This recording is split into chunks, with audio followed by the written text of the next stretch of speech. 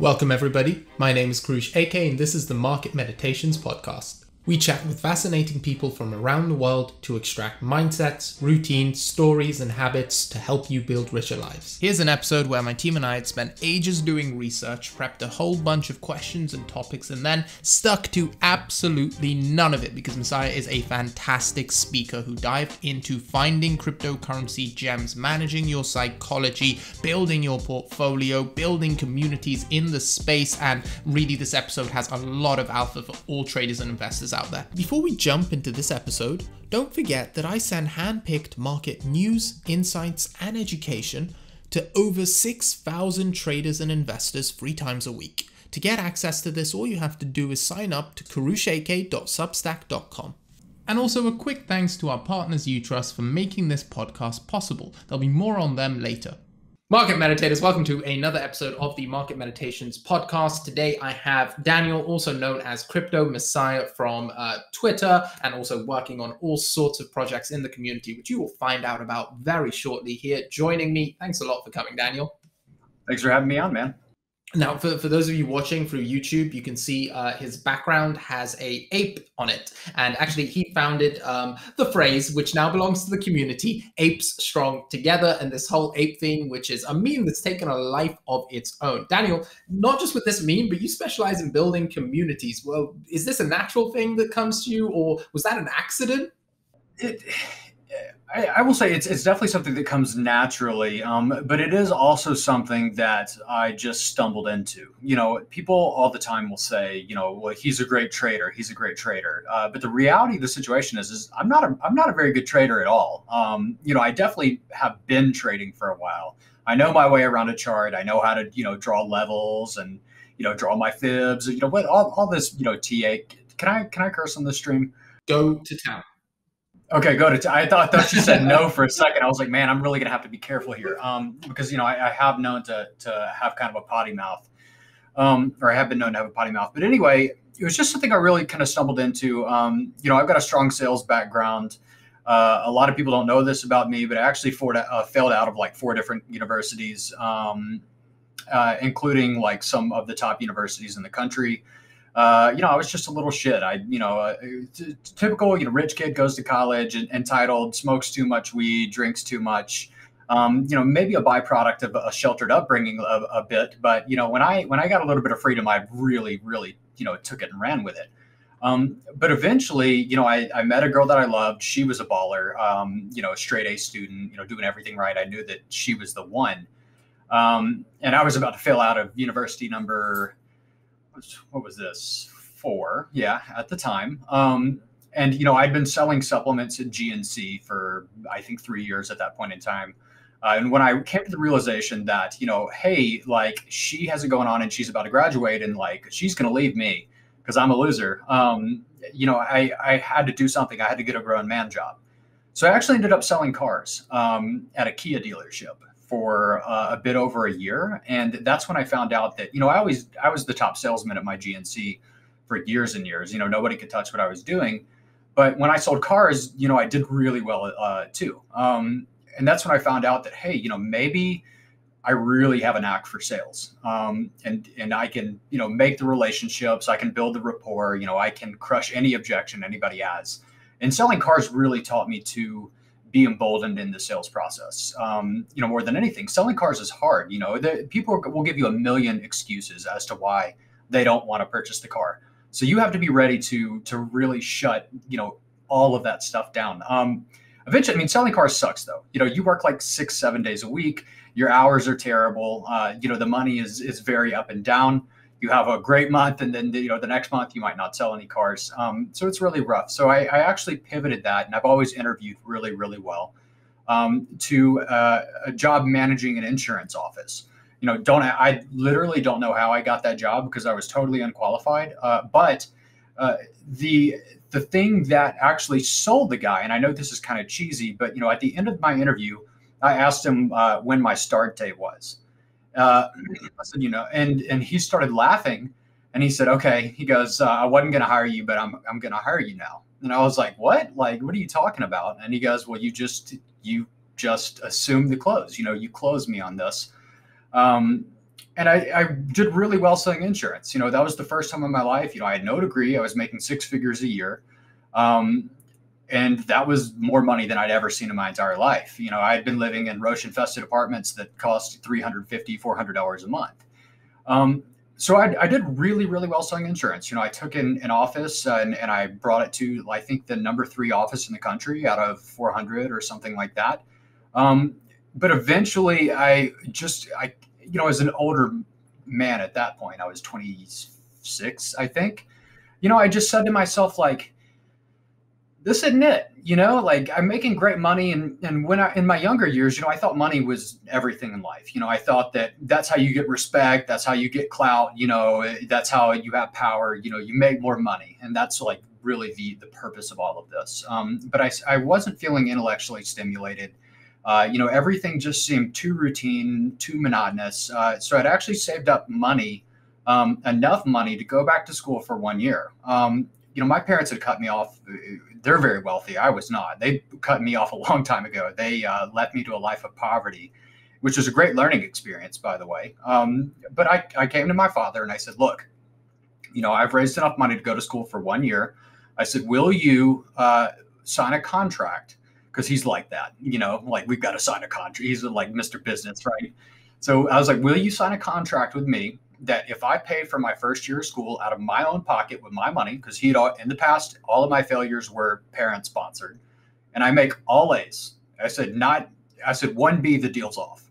If I make straight A's, will you continue to pay for my education after this money that I paid, as long as I continue to make straight A's? And he kind of laughed and he said, okay, like that, yeah, right. But, you see me fail over and over again. He said, yeah, right. But, let's do it. So I went back to school and I actually got straight A's by first year. And then I got straight A's again. And then I got straight A's again. And I eventually graduated with a computer science degree at the age of 28. I'm 31 right now. So at the latter part of that, for my senior capstone class in computer science, I had to, and this is so cheesy, and honestly, I hate social media aside from Twitter, especially non social media like Facebook and Instagram, all that kind of shit. I had to make a LinkedIn profile, and I had to have 10 connections or whatever they're called. So I was cringing so hard. I was like, man, like, this is embarrassing. I don't want to go around like asking randos, like, do you want to connect to my network or like whatever it is? Like, this is ridiculous. I had made friends with this guy through a couple of crypto groups that I'd been in at that time, Dan Gunzberg, who's the CEO of Hxro. And Dan and Rob Levy, along with 2 other guys, had founded Hxro Games, 2 or 3 months earlier. And I said, look, I know this is really embarrassing, but can you be my LinkedIn friend? I had my resume on LinkedIn and all that. So he actually looked at my LinkedIn, he friended me and he said, well, do you want a job? And I said, well, yeah, that'd be great. I'd love a job, especially in the crypto space. This is something that had been pretty much the only constant in my life for a long period of time, the only thing that I've had any kind of long-term commitment to. And I took it, and that crypto job kind of allowed me to continue to be just exposed to the space, to learn about what's going on. But throughout my entire crypto journey, I like to refer to myself not as a trader, but as a professional bag holder. That's literally all I am. I try to identify value. I try to identify, on a relative basis, what may be undervalued, compared to the other stuff out there. I try to invest in it. And then when I'm invested in it, I try to be a value add to that investment. I try to leverage my sales and, my marketing background to grow the community, to get other people involved, to distill complicated topics and information down. So, people that don't have, this crypto incumbent background, can look at these advanced concepts, in DeFi and other things like that, and kind of understand what's going on. I helped build the Nexus Earth community way back in the day, which was a really, really cool project. I think they're still around and they're still doing cool stuff. I eventually, at the end of 2016, I ended up actually holding a giant bag of Decred. Decred famously only went down in 2016. So that was a really, really tough experience. Towards the latter part of that year, I was almost all in. And I I'd been bitching constantly in their Slack channel. That's where all the crypto places where, you guys are not doing any marketing, you're not doing anything for exposure. You're just doing your nerd stuff. And like, nobody cares about it. And like, I care about it because I'm invested, but nobody else cares about this. Like, we got to figure out a way to do something about it. And they kept putting me off and kept putting me off. And they finally, they knew that they couldn't just get rid of me because I was a large holder, but they finally said, okay, why don't you do something about it? And I said, okay, I will.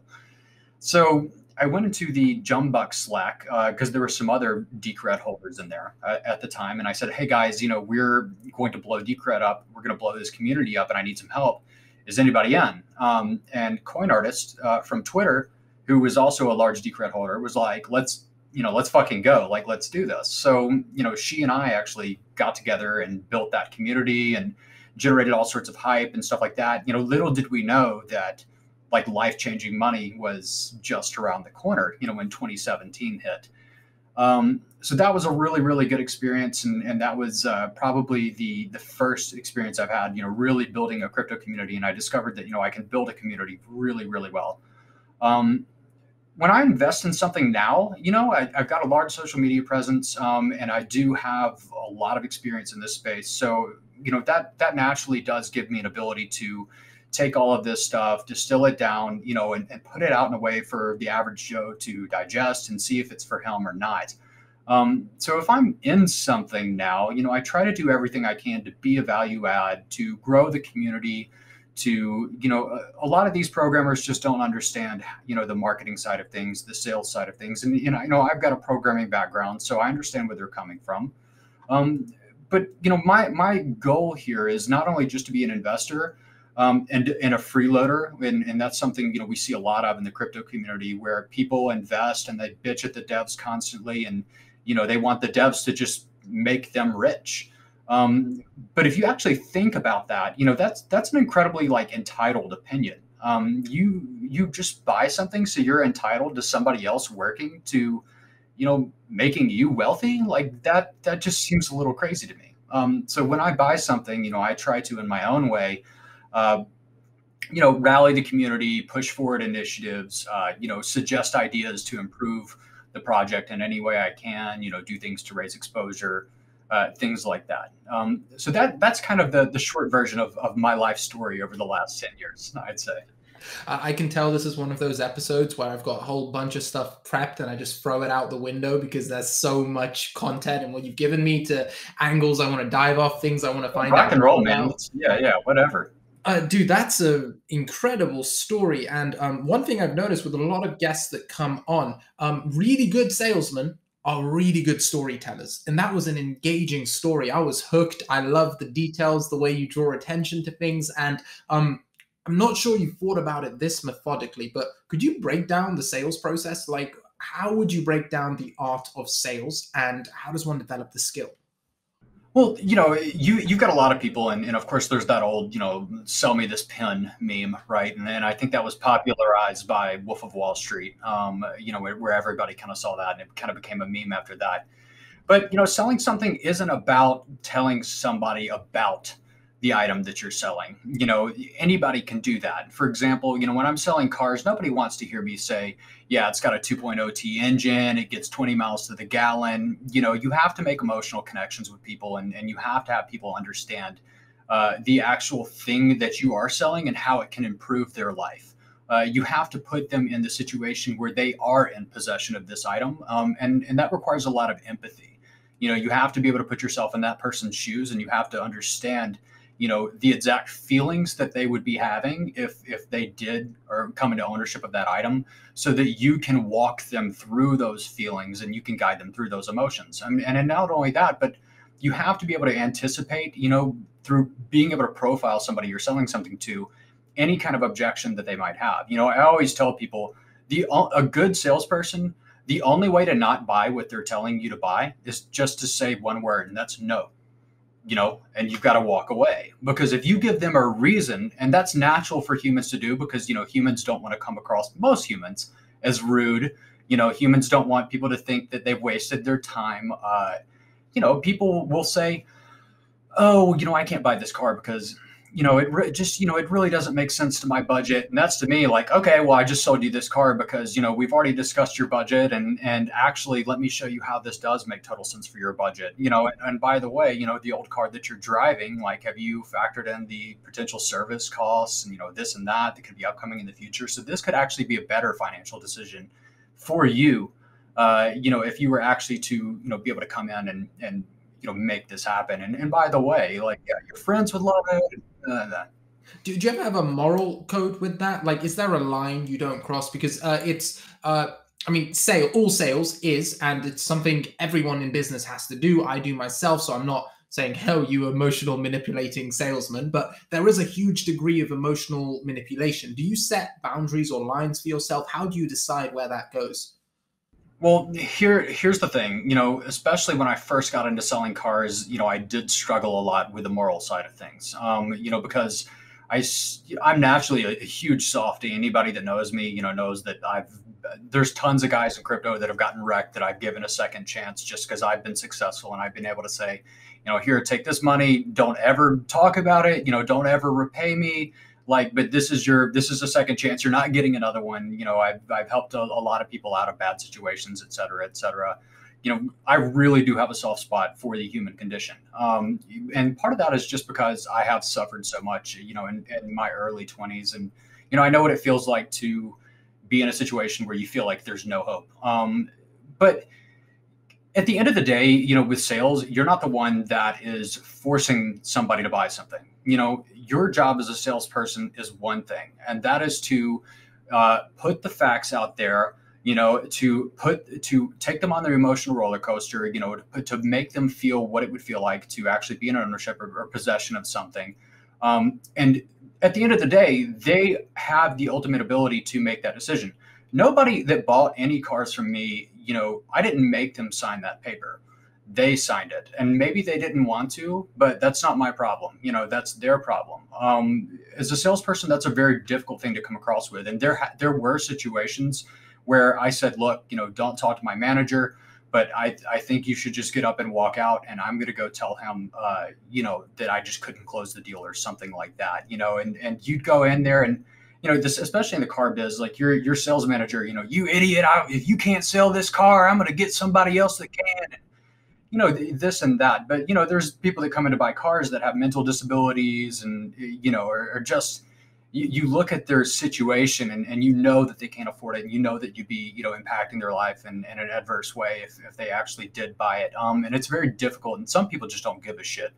But it's very difficult, to be a salesperson and to have a morally focused perspective. At the end of the day, as a salesperson, like I said, your only job is to sell that shit, and that's it. And any successful salesperson is just going to sell that shit. So I'm now seeing that I love that you do have that moral lines you set for yourself. The fact that you would tell someone, hey, maybe you shouldn't buy this, maybe it's not the best decision. But at the end of the day, I also understand the other perspective where they're making the decision. And you could even go as far as to say, if they're not going to buy it from you, they're going to buy it from someone else. So there are a lot of arguments and a lot of sides to that story. It's definitely like a fine line, that you have to walk. And some people do walk that fine line very well. I try to walk that fine line very well. I'm not perfect. I'm sure there's even situations where, I've sold things that, after I know for a fact I've sold people things that after it, I felt bad about it. But at the end of the day, that was my job. And if I'm doing a job, I'm going to do it to my fullest ability. How does that translate over into cryptocurrencies and building communities? Because obviously these communities we build, because I do the same thing as well. I build communities around things I believe in. Heck, the Twitter following, the YouTube, that is a community you're building. And we talk a lot about these assets that go up in price, but they also go down in price. At what point does hype become pumping? And is it no longer just helping that community grow? Well, I've got a strict moral code in crypto. For one, anybody knows that I'm extremely against paid shilling. If I'm speaking about something, it's because I'm personally invested in that, because I believe in it. So, if you decide to come in and purchase something that I'm invested in, that I'm building the community for, it's something that if I'm wrong, that's going to hurt me as well. and I put my reputation on that. And I am wrong frequently. People think that these, big Twitter accounts are just all stars and all they do is win, and, they never buy tops and things like that. But like, I bought plenty of tops. I've gotten rich and wrecked 100 times. The best I can do is to be extremely transparent about my intentions, extremely transparent that, anything, even if I am building the community, like nothing here is game changing. In crypto, everything is so cyclical. Things are going to go up, things are going to go down. The objective here is to buy low, to build, to add value, and then to sell high. And that's it. I've got a disclaimer pin in my profile that follow what I do at your own peril. I am going to dump at some point. And I try to only shill high quality projects as well. I try to stay away from things that are just dog shit, or things that, I think that could be potential rugs, because I wouldn't put my own money there. So I'm not just going to buy some, 1 million cap dog shit, and a lot of guys will actually do this.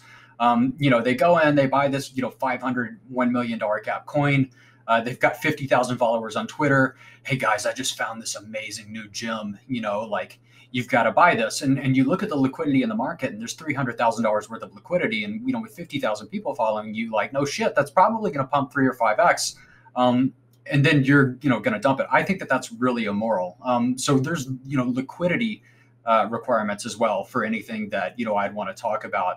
For example, the lowest cap project that I'm in right now at 88 MPH has around $10 million worth of liquidity. So even if I do talk about it, and, and there are market effects from me discussing that project, I know that with $8 million worth of liquidity, I'm not going to be pumping that, 3, 5X. And I know that, if I am talking about it, that there's like unrealized value, there's actual like cash flow to the protocol. It's a real development team that knows their shit, and it's not just some rookies, that are pumping, chunky 4.0 coin, or, there's tons of just dog shit. That definitely is, and I can literally feel the passion every time we get into the moral side of things when you say stuff. So definitely can feel that, and logically it all follows why you'd have these codes in place. And I mean, it's crypto, it's trading. We know that most people lose money. Everyone says that you are likely to lose money here. And even if you make loads of money really quickly, you're probably going to lose it even faster. I also love the sponsorship. I have a very similar code with sponsors, although I don't have to necessarily be invested in them. I just have to use them and love the product myself. I know 100% what you mean. Like, and I don't accept sponsorships or anything like that, but I'm not, don't get it twisted, because a lot of people think that, when I say paid shilling, like that's an all encompassing thing. But, I'm the same way. If I don't use it, if I don't like it, I'm not going to talk about. If you follow me, you're following me because you know that anything I use, anything I talk about, anything I buy is something that I actually do believe in. Like I talk about Nansen AI all the time. Well, I paid for my subscription. They're not paying me to talk about it. And, I've given them a lot of exposure because I appreciate the edge that's given me in my investing. And I think other people, would find that edge useful. It's not just morally correct from a purely business and profit perspective. That's the play as well. I mean, if you can consistently deliver value to people, that's going to come back round to you. Maybe not purely in a monetary sense, but in connections, reputation, everything. So it just makes sense to not be a piece of shit. Even right now, like, there's people offering, other people, and my DMs have been closed forever. I don't do DMs. I don't mess with that. I know. Yeah, it's hard to reach it. That's great. But my DMs are closed, and that's for a reason. Do not message me ever. And people have found my Telegram, and they message me all the time, like, hey, what would it cost to do this? And I just block. Like, that's it. Because I'm not going to do that. I've been here for 8 years now. Reputation is the most valuable thing in this space, and it doesn't matter if somebody's offering you $20,000 to shill something, because those kind of things do happen, and you'll see.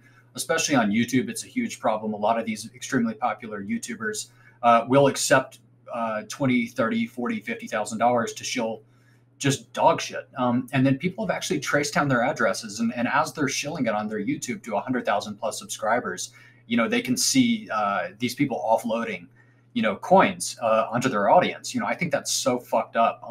And I like can't even believe that things like that happen, but reputation here is literally everything. And reputation is what's gotten me as far as I am. And at the end of the day, that reputation has been more valuable than any money I've ever been offered. And it comes back to what you said in your introduction as well. Everyone gets to that point as soon as they receive their first large amount of money. Hey, wait a second, this doesn't make me happy. This doesn't solve any of my problems outside of basic needs, which everyone has. That Rolex, that Lamborghini, that nicer house isn't actually going to solve problems or make you happy. And then you realize there's other things which are a lot more valuable, like actually building something that matters, actually building something that's going to impact the world in some way, which being in crypto, we can do, which is awesome. I mean, following a passion is always something that's extremely valuable. And, I cherish that, the universe has granted me this opportunity to literally live a dream. I never thought I'd be where I am today. Not in my wildest dreams. With an 8 behind you on a podcast talking about shitcoins. But I always tell people, and because there's this common misconception, a lot of people are selling you that, you come into crypto and you're going to get fuck you money and you're going to get retired and all of this and that. I always say that, and especially somebody that's literally been in absolute poverty, like, power getting shut off, like eating peanut butter to stay alive, like really, really, really severe poverty conditions. Changing your life isn't making fuck you money. Changing your life isn't getting that Lamborghini. If you want to change your life, and this is what I try to preach to people, especially in our current market environment, if you have $20,000, don't let any doofus on Twitter convince you that you're about to be a millionaire. Everybody has debts probably. Everybody can reach certain milestones that can make a significant impact in their life. And it can be as small as, hey, I have money in the bank now, so if I lose my job, I've got 3 months of runway. Or, hey, I'm able to put my bills on auto pay now. Or, hey, when I go to Publix or whatever grocery store I use, I can fill up my grocery cart and go check out and not worry about, how much. Or when I go to the gas pump, I fill up my tank instead of putting $5 in my tank. I can pay off my student loans. I can put a down payment on a house. So like you said earlier, life-changing money comes right now, but those who make it are the odds are that they're going to lose it even faster than it came. So when you have the ability to actually make an impact in your life, and when you can check one of those boxes to where your life is changed, no matter how big or small that is for somebody else, you got to just go ahead and take that opportunity because you'll never forgive yourself what if this exact podcast, like YouTube, whatever, is the exact top. And you've got guys like now looking at their portfolio and, they've managed to make $50,000 and that could totally take care of their student loans or whatever. And now, 3 months, because maybe this is the top, like they're looking back and they're going, shit, I've got $5,000 because everything's pulled back 90%, which it does. Like that's crypto. Don't let anybody else tell you your shit coin is not going to go negative 90%. It just is at some point. Especially, I don't know if you've ever ran polls, but people are so overexposed to the altcoins. It's normally the 90% plus category is the one that gets the most fill. So what I like to say is always make sure in the morning or before you go to bed, whenever you want, that you can say this. If the bull market ended tomorrow and the entire market crashed, I'd be fine. Now, fine can mean whatever you want it to mean for you. And to circle back to something you just said right now, whenever I say, hey, money won't make you happy, or any tweet or message to that regard, the most common response I get is easy for you to say, you have money. And you said something there. I didn't realize it was that bad, that you were eating peanut butter to stay alive. Wow. Having gone from that extreme to where you are now, and share as much or as little as you want, what would you say to those people that say only when you have money can you say things like it doesn't make you happy? I will say that, money didn't buy me happiness at all. At all. And I have more money than most people, especially my age, and even people a lot older than me. And that money, I still live well below my means, because I could go out and buy, a Lamborghini right now, but at the end of the day, is that gonna do anything other than get me some likes on Twitter, and have people look at me when I'm filling up my car at the gas station? No, like it's not. So, what's the utility of me actually doing something like that. Money will buy you happiness, in my opinion, up to a certain point.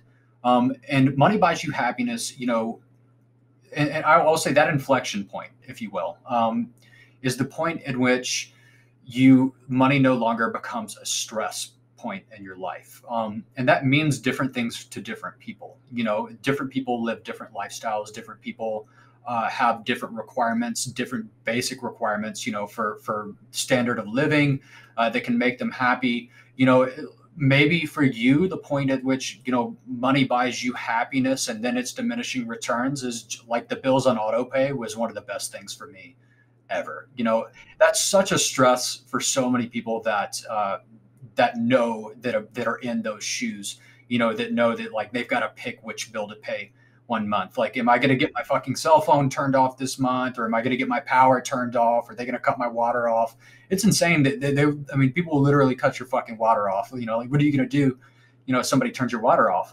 But that's a really shitty position to be in. And people that live in those conditions, money will buy them happiness, because those basic improvements in life are just so huge that they can't be understated. They really can't. But once you reach that point where money is no longer a stressor, you know, you think that Rolex is going to make you happy. You think that, you know, that big house is going to make you happy, or, you know, that luxury item. And they do to a certain extent, but the returns are diminishing on an exponential scale after that inflection point. I think that's a really great answer, and congratulations on getting from that point to where you are now, especially because like, despite not having it all, now you're here with the ability to buy a Lamborghini, and you have the self-awareness and the emotional maturity and the character to be like, I don't really need that. I mean, maybe thank God. I can see one argument. If you love cars and you love that Lamborghini, for you, go get that Lamborghini. I do love cars. Oh, do you? I'm a huge car guy, and you know, I may have a Lamborghini at one point.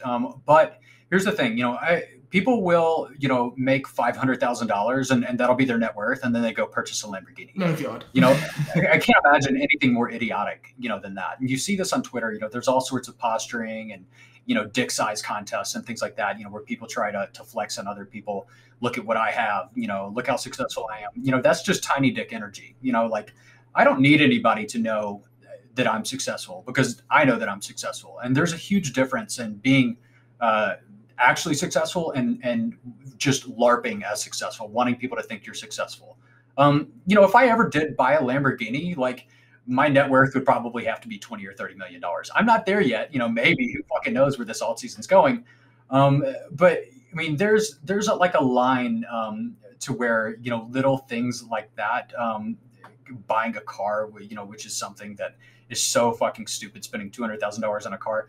Is that stupid anymore if you have $30 million or something like that? I don't necessarily think so. I just think that, you know, hey, you've got $30 million. If you want to buy a Lambo, you know, that's like buying a Honda Civic for somebody else. So I hope maybe one day I'll have a Lamborghini. I mean, I've dreamed of having a Lambo since I've been 5 years old. But, you know, I know that, and maybe it is just a maturity thing. Like I said, I'm 31 now. I've certainly matured a lot in the last even 5 or 6 years. When I was 25, I thought I was a grown man, but I wasn't at all. And right now at 31, I think I'm a grown man. But, you know, even then at 35, 36, I'm probably going to look back and I'm going to be like, I wasn't at all, you know, and that's just what life is about. You have to continue to push forward in your maturity and to understand, you know, just life in general. You know, what makes you happy? You know, I've got a beautiful wife. She's my best friend. We've been together for 10 years. You know, I've got a roof over my head. My bills are paid. You know, our cars are paid. So my life is pretty fucking good right now. And, you know, I really can't ask for more than that. I'm so happy for you, because not only are you saying it, but it comes across in every answer, every story, every action, that this really is a happy place for you, and you seem comfortable where you are.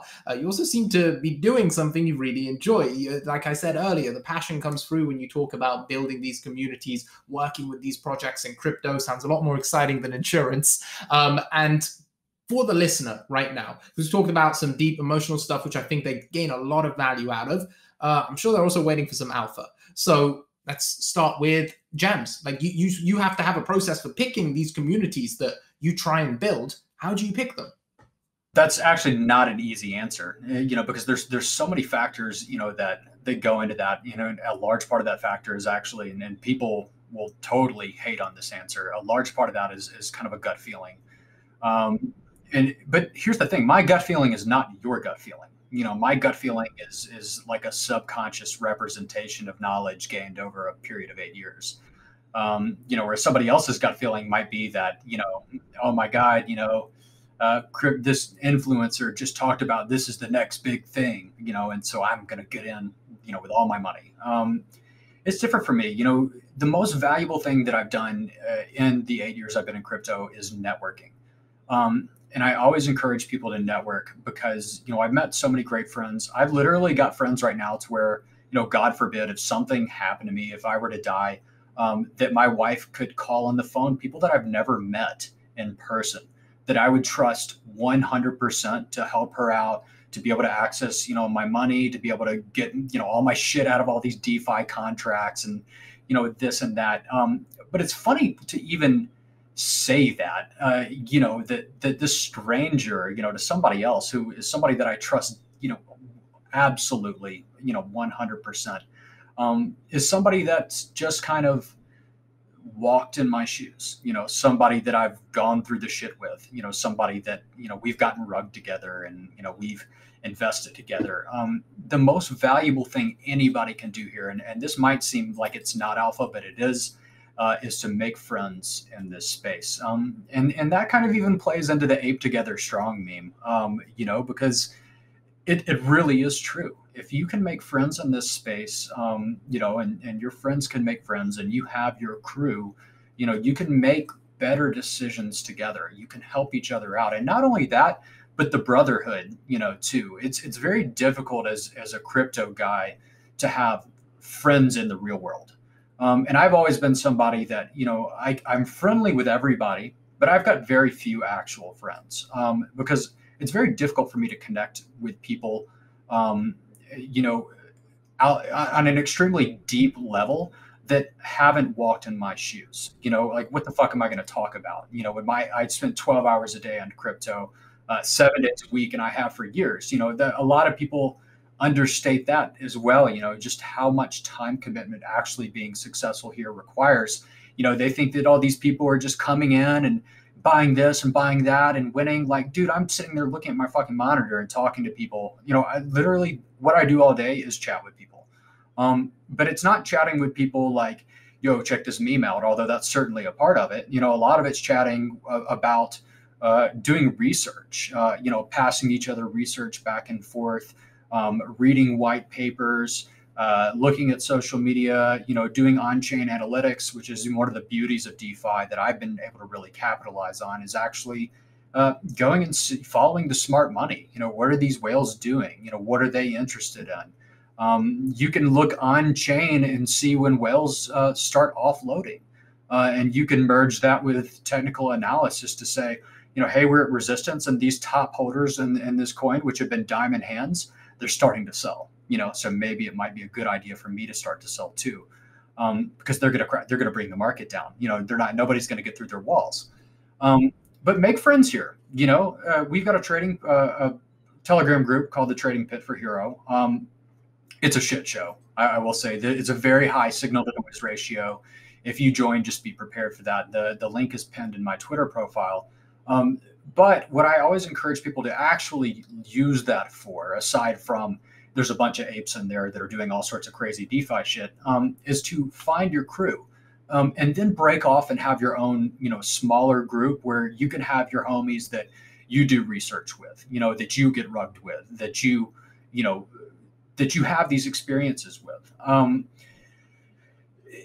As a crypto guy, you have to have that, because if you're actually in this, if you're actually living this, as I am, I do have friends in the real world, but it's very difficult when my whole life is about this. And, you meet up with somebody else and, I've got great couple friends, that my wife and I have, but even then, I can't talk about any of this crypto stuff to them. And I don't, just because they don't give a shit. Right. And B, they wouldn't understand.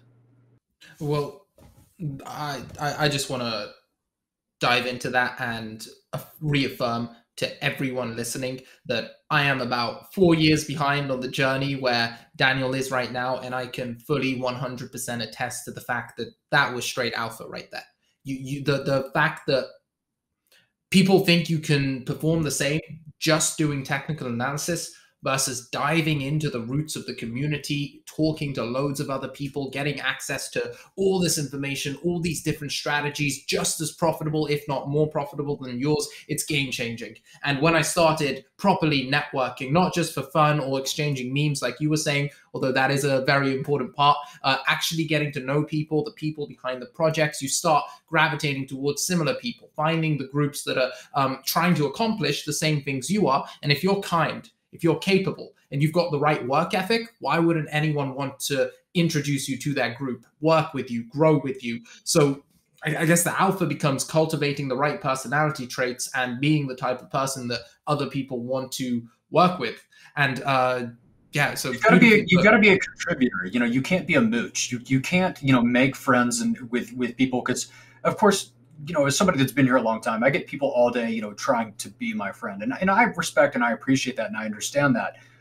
But you know, friendships aren't a one-sided thing in life. You know, when you make friends here, you've got to be able to provide equal or greater value to what they're actually providing, you know, to make that relationship mutually beneficial. Let me double down on that. You should want to. You should not want to be friends with someone that you're mooching off of. Like that shouldn't be able to sit right with you because it's just an awful thing to do. Not awful in the sense that you're a bad person, but it just doesn't make sense if you're just taking. That's not a sustainable way to live life. No, I 100% agree with that. You know, to dive a little further, because I believe the original question, you know, was gym selection.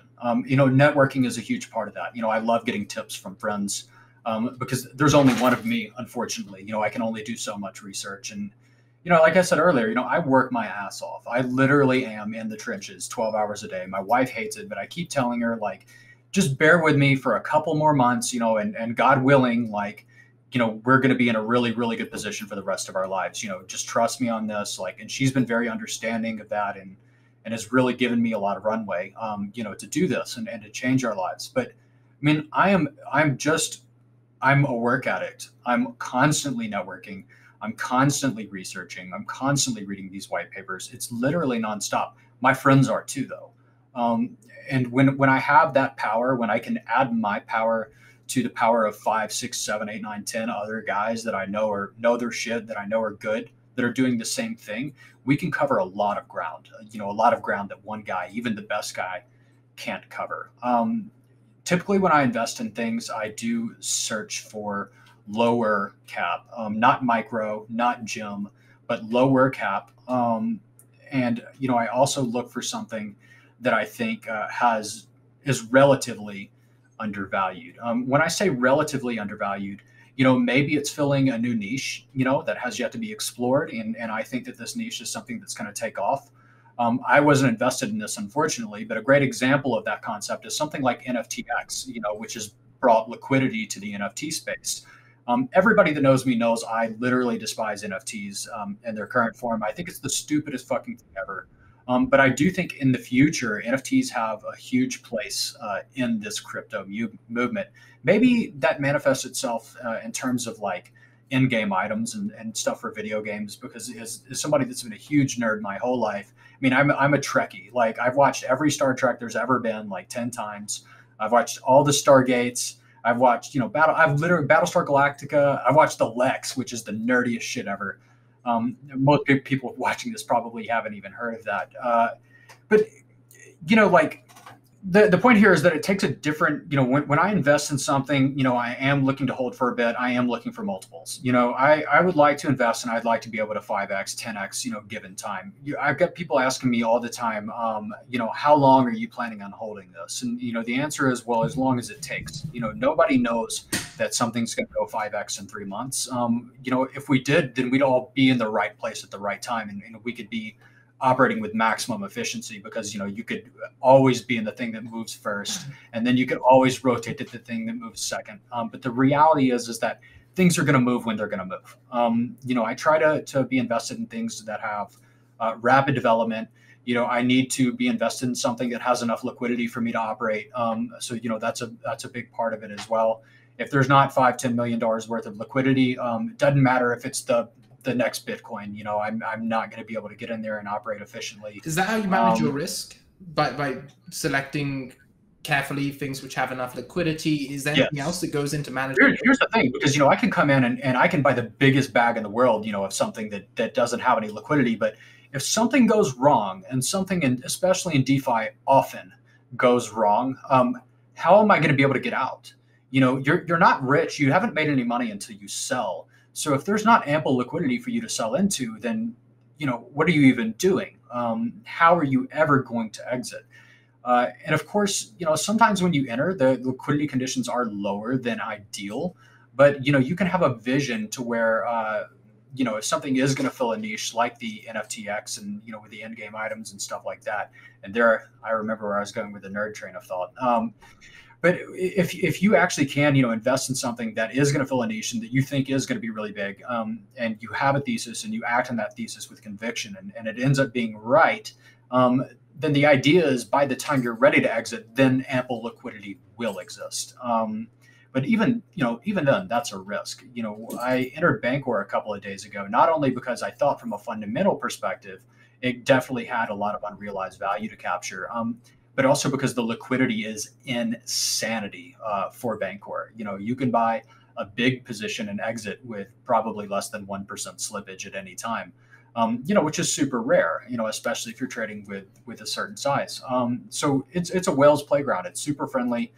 But all of those things do actually factor into the investment process. Another thing is I don't typically invest in things that are already $1 billion cap, $500 million cap even, for example. And the reason for that is it takes a different caliber of money to move something from a $500 million cap to a $5 billion cap. And if I'm looking for a 5 or 10x multiple, the chances that me buying something that's 500,000 or 500 million going to 5 billion relative to the chances of me buying something $50 million market cap going to 500 million, the chances are just a lot lower there. That kind of money, will enter and move whatever I'm buying in that direction. So that's the sweet spot, in my opinion, when it comes to the morality of entering something and as an influencer moving the market. If you enter something with ample liquidity, maybe $20 million is the lower boundary now that we've moved up a little bit. But if something with $50 million liquidity is not necessarily something that you're going to move the market significantly through your tweets, you can enter and exit without making a scene on the chart. And there's definitely like a lot of upside potential, for something like that. There's a recurring theme with everything you've been describing, and that is what you do is your style. This is what you've cultivated over the last 8 years, your network, your gut feeling, your strategy, the areas you have specialties in where you're comfortable moving, and circles back to most people, if they want to action upon the information they've gotten from this, go find your circle, hone your own skills, figure out where your specialties lie, learn from as many people as you can, and develop your own style rather than trying to copy exactly what anyone else is doing. If you're going to be successful at all, you have to do that. You can't follow other people. You've got to have your own thesis, your own conviction, and part of your thesis can be that, CryptoMessiah also likes that, but you have to have reasons outside of me liking something to make something actually investable to you. If I'm the sole reason that you're invested in something, then, you're really, really testing fate there, because I am wrong frequently. And I'm spread out enough, and we can talk about concentration versus diversification later if we want to get into that, if we have time. But I'm spread out enough to where if I am wrong, then it's not going to end me. Because if I'm wrong over here, maybe I'm right over here and it makes up for it. But you've got people that come in and they'll ask, and I get this question, I hate it all the time. If you had if you just had hypothetically, theoretically, because I'm never going to tell you, yes, you should do this with your money. I'm not a financial advisor. I'm not qualified. The only thing I do is tell you what I like and what I'm invested in. If you choose to follow that, then so be it. But hey, Messi, if theoretically, let's say you have $5,000, and you could buy one thing, what would you buy? And I always tell them, like, well, I'm not going to answer that question, like, because, A, I'm not in that position, at all. And B, what if I told you I couldn't live with myself if I told you, yeah, take your $5,000 and buy this, and then it rugged tomorrow, and now you're financially ruined? Like, I couldn't live with myself if I had given somebody advice and had like that large of an adverse impact on their life. So you have to be able to understand that, you can't just come in and say, well, hey, he's been talking about 𝐏𝐸𝐽𝐺 a lot recently, so I'm going to go in 𝐏𝐸𝐽𝐺 100% all in. In DeFi, going all in is insanity. And in the past, you could go all in. I have been all in certain projects. I was all in on Decred, and I did quite well in that. But DeFi introduces this whole new concept of rugging, to where if I was to go all in on something, the risk is just too high if I don't have a certain degree of diversity in my portfolio, to where I could literally wipe myself out extremely easily. So I try to stay in 5 or 6 projects. I think that that's enough diversity for me. And a big thing here too is having concentration in your bets. If you have high conviction on something, you should bet big on it. And maybe somebody with a smaller portfolio, wouldn't be able to buy 5 or 6 bags even. Maybe for you, that means you can get in 2 or 3. But never go all in on just one thing, because the only way to really outperform the market is to be able to identify and select things that do outperform. The more diverse your portfolio is, of course, the more similar your performance is going to be to the market. So if you're going to, buy 20 fucking bags, why not just buy Ethereum instead? I would imagine you'll probably perform similarly at the end of the day when, 5 of your bags rug, 5 of them moon, 5 of them don't do anything, et cetera, et cetera. Not to mention, how capable are you as a lone entity with not that large a portfolio of thoroughly researching and actually understanding 20 different products versus high conviction bets on ones you do? Otherwise, just pick Ethereum, pick Bitcoin. They're going to perform relatively similar to the market as a benchmark. One thing you mentioned not too long ago was using on-chain analytics to help with DeFi trades. Is this something the average person can do, or does it require a lot of a really thorough understanding of what's going on there? I would say it's something that the average person can do with enough time and study. I pretty much everything that I learned, I'm the classic case of doesn't read the instruction manual. I'm very tactile with anything I do. Anything I learn, I've gotten in there and I've just messed around with it until I've understood it. And that includes these on-chain analytics. You have to be able to understand what exactly is happening on-chain. When I go to an address and, I can look at, different people that are holding, a certain asset that I'm in, and I can literally follow all the breadcrumbs. I go to their wallet and I look at what else they're buying. And that's a really easy way for you to identify potential opportunities. And I've identified a lot of opportunities that way. As you go look at projects that have made it, you go check those top wallets and you see these whales and you go, what else are they in? Because this is obviously smart money. This is money that has been successful. This is money that's done research. I'm going to find out what else they're interested in, and that might be a nice trail of breadcrumbs that I can follow. And I've identified several investment opportunities in that way alone. And that doesn't require any kind of subscription to a service. I know a lot of people probably can't afford something like Nansen, which is $1,000 a year. If you can afford that, and if you made money, I highly recommend getting it, because Nansen actually takes that to the next level. I can not only do that thing where I look at the top balances, but over the last 7 days, 30 days, I can look at the top transactions. I can follow the money flow. I can see, what these people are doing. Are they flowing into something else? Are they just selling and sitting on their dollars? I can look at the top balances, the rich list, if you will, and I can see over the last 7 days, is all the smart money, are they selling here?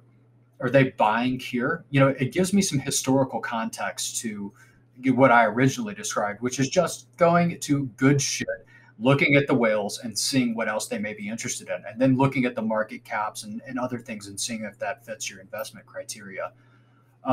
Another really cool tool that I've been using recently is called Token Terminal. It's totally free. And it actually provides TradFi, or traditional finance metrics, for DeFi projects. It tracks 7-day and 30-day and daily revenues for a lot of these projects, which is really interesting.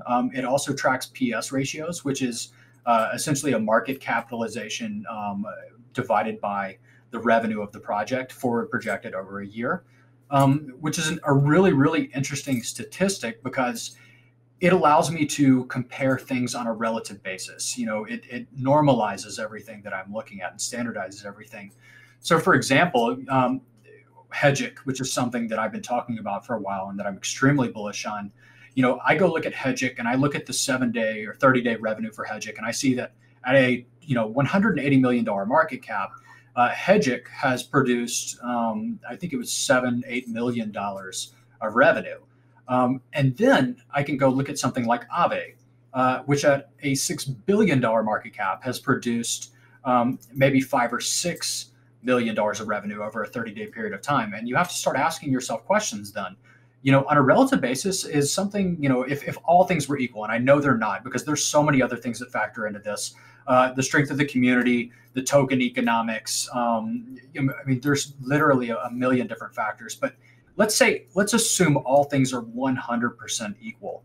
And I just want to compare these on a relative basis. I can look at those kind of statistics and I can say, well, 𝐻IC might be, just based on that alone, 𝐻IC might be extremely undervalued compared to 𝐉𝐸, or maybe it's that 𝐉𝐸 is extremely overvalued relative to 𝐻IC.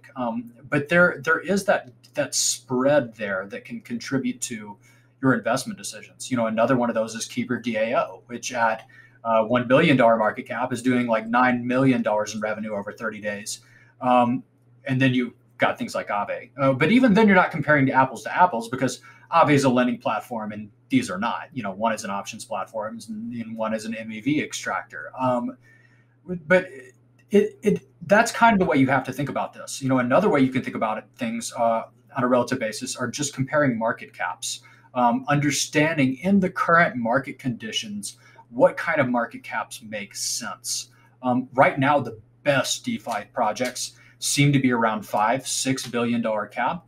So maybe you come in and you say, well, I think that this is one of the best DeFi projects too. And I have put together a thesis that this is going to gain significant adoption, that, it's going to get market share. The revenue has been trending upwards, which you can track on Token Terminal. So just on that basis alone, I'm looking at this at a $500 million cap. And I think that maybe this has an opportunity to go to 5x from here, 10x from here, whatever. You got to understand that the market is absolute insanity. But looking at things like this gives you perspective on what levels of insanity that the market has priced in and the market has accepted. So if I can look at these extreme cases already, and I can look at places where the market has said, this does make sense and the price reflects that, it gives me an opportunity to identify other things where the market maybe hasn't priced that in yet, and also a benchmark as to where the market might price these things.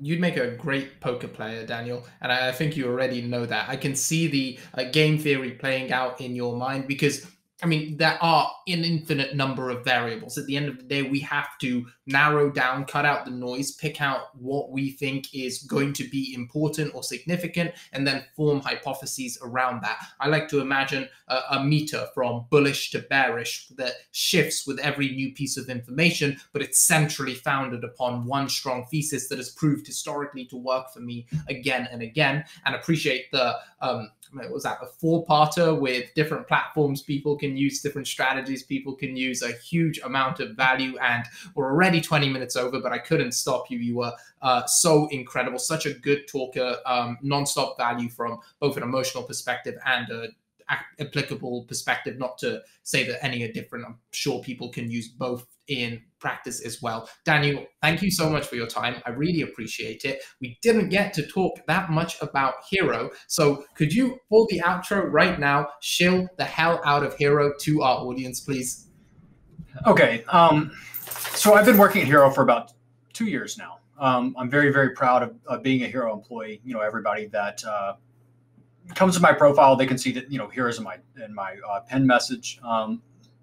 Now, for people that don't understand Hxro, what we've actually done is we've taken options and we've distilled them down into a simple format, to where people can just say, hey, I've been given 5x odds that, for example, maybe Ethereum will touch this number or close above this number or not on a certain date.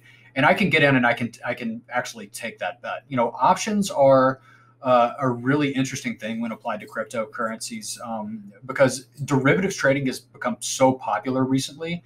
But derivatives trading and the popularity of derivatives trading has led to these blowouts that we've seen. Just like a few days ago, there was $1.6 billion in liquidations on shitcoins alone, which is absolutely insanity. If you want to see it, go look at the 𝐉𝐽 chart, and you can see literally a 30% wick to the downside.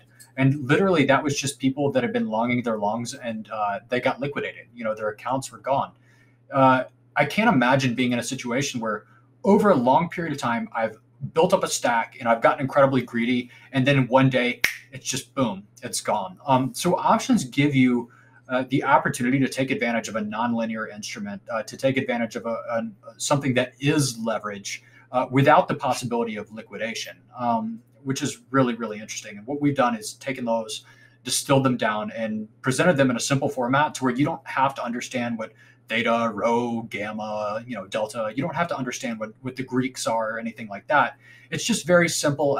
It's simple as in that the market maker is providing you with odds based on implied volatility, and you can come in and take advantage of that. Now, where Hxro's going is what's actually the really interesting thing. And we weren't actually able to execute on this for a very long period of time because the technology didn't exist. But I'm sure everybody is aware of Solana. There's huge opportunity with Solana. There's huge money, obviously, backing Solana. And Solana has given us the opportunity to build out a decentralized infrastructure for all of the products that we're already offering. But also to, when Hxro was launched, it was a different day and age. Right. We have a token. We didn't have an ICO. We were 100% private sale. But even then, our token was the classic utility token. Hey, you can come on our platform and you can use your Hxro token to enter our products. Right. But at the end of the day, that doesn't do much for actual investors in Hxro. That doesn't do much for the holders of Hxro. So we're moving towards a full decentralized network to where the actual holders of the Hxro token have governance privileges and full value accrual on that decentralized network to the token itself. And that's going to be built out on Solana, which at like 50,000 transactions per second or something outrageous like that, really opens the door for these actual financial products to exist. And you're going to see a lot of really cool shit coming on Solana. So for anybody that's interested in the Hxro token now, it's more, and we're going to have like a beta of these products out in the next month or so. But it's more a bet on the future of the Hxro token and the Hxro ecosystem that, hey, I'm going to be a long-time participant in this. I'm going to buy it before everybody else realizes the value. And in the future, I'm going to be able to stake that. And as people, come in and trade these options and use this decentralized network, I'm going to get paid the trading fees. And I'm also going to have a say in the direction that the network goes. Well, that makes me want to buy the Hxro token right now because I'm actually apes together. I'm actually very bullish on the derivative market as a whole. In traditional markets, it's way bigger than the actual market. I think the same thing's going to happen to crypto. And I've been on the Hxro platform. The UI is amazing. I did it after coming on the podcast with you guys. It really is amazing. It looks fantastic. The FTX partnership, I'm so bullish on that. Also bullish on Solana as well. So we're so blessed to have Sam in our corner. I mean, that guy is such an all-star, and he's done so much for the crypto space and charity. And I mean, people can't thank Sam enough for what he's done for, literally everyone to push this whole movement forward. I mean, we're sponsored by him now too as well. So working with Sam, he is incredible as a person, as just an executor, entrepreneur, trader, like every perspective, he's incredible. So yeah, he's a galaxy brain. He's an outstanding human. If you can buy a Sam token, you should absolutely buy a Sam token as well. Daniel, thanks for your time. This was a terrific episode. I'd love to have you on again in the future to see what you've built with Hxro. That is, if you haven't hit that 30 to 50 million mark and retired, called it a day, left the shit posting to us. Thanks a lot for your time, man. Meditators, that is everything from us for another episode of the Market Meditations podcast. I'll see you again next time. Thank you so much for tuning in to another episode of the Market Meditations podcast. If you enjoyed this episode and you'd like us to continue bringing you fascinating people from across the world, please leave us a review on Apple Podcasts, Spotify, or wherever else you like to listen to these podcasts, and share the episode with a friend. If you have feedback or an idea for a potential guest, reach out to me on Twitter at @𝐻roAK, and do not forget we write a newsletter covering all important topics in crypto and traditional markets. We send it out 3 times a week, the Market Meditations newsletter. You also get early access to these episodes, and you get transcripts and extra notes as well, so make sure to subscribe there as well.